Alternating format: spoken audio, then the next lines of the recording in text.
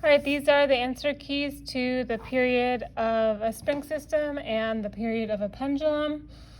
I rearranged the equations at the top to solve for your spring constant or to solve for your mass. My expectation is that students list the variables, write out the base equation, plug in your numbers, and solve. Right, I already rearranged the equation, so I didn't write my base equation. I just put my rearranged equation in, plugged my numbers in, showed a little work, and solved. You don't have to do this part, but I would like to see this, and the answer. For students who are already doing this, I really appreciate you doing this, and it helps me see your work and if you have any missteps. One thing I saw for this one is that when you're given a force, right, we got to convert it to a mass. Gravitational force is calculated mass times gravity, so if you need your mass, you just divide your gravitational force by gravity, and you can get your mass. Anyway, another thing I saw, not on this one, but on the period of a pendulum, is length. The length of your pendulum needs to be in meters before you plug it into your calculations. Anyway, for the quiz this week, it'll be primarily math-based and relationship-based. So here, if I'm tripling my frequency, I'm going to cut my period to a third because they're inversely related. If I cut my period in half, I'm going to double my frequency. And looking at where the mass is in the period of your pendulum equation and the spring constant is in the period of a pendulum equation, my mass and my period are directly related but not proportional because of the square root. And my spring constant and my period are inversely related, not proportional though because of the square root.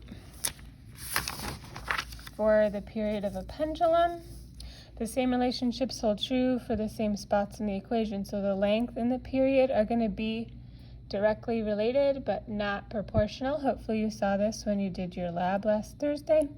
And your gravity or acceleration due to gravity and your period are inversely related but not proportional because of the square root. So for this one, I expect the same thing. List your variables, write out your base equation, solve, list your base equation, plug in your variables, and solve. I did notice some students were not including units on their answers, and I would appreciate it if you put the unit on your answer.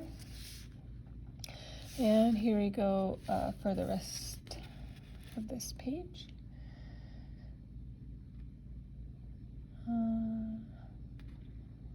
I don't think there's anything else that I noted to add in here, but please check your work. Oh, there is one thing. When you have your rearranged equation, if it's not the base equation, we have this t over 2 pi squared, and that when you plug it into your calculator, you sometimes get the wrong answer because of the order of operations in your calculator. So you're setting it up correctly, you plugged your numbers in correctly, but you're not getting the right answer. And it's because of the order of operations in your calculator. When you put in your calculator and you don't put these parentheses, your t is going to be t divided by 2, and then it's going to be multiplied by pi. So you need to put your parentheses around your 2 pi so that it knows to multiply these before it's divides by the t by your 2 pi. And then you could put some additional parentheses around here. If you got a calculator like mine, I just do one thing at a time in my calculator because I don't trust myself to do it all at once. And also I checked, does this make sense? Does this number make sense for what I just did in my calculator?